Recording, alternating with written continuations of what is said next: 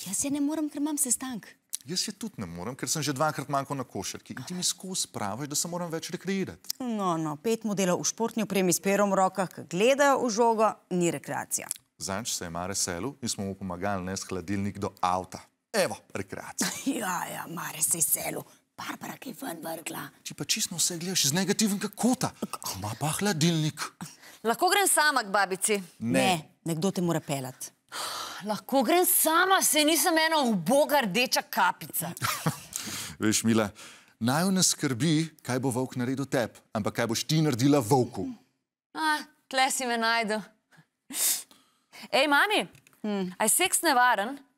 Mila. Kot pa zdaj to?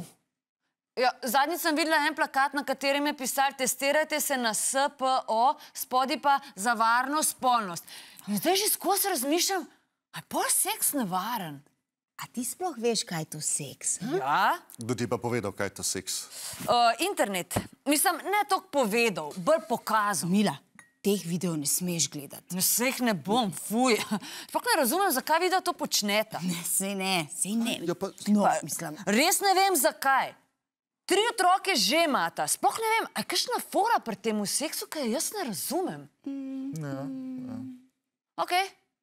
Ej, zakaj pa pol nevaren? Pa sej ni zares nevaren. No, lahko je. Lahko dobiš spolno prenosljivo bolezen.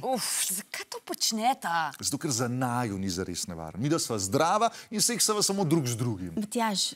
Kaj? Se praviš, da ne bom bolj iskren z otrokom? Prav. Veš, Mila, če imaš pa več različnih partnerjev, se pa lahko nalezeš. Zdaj razumem.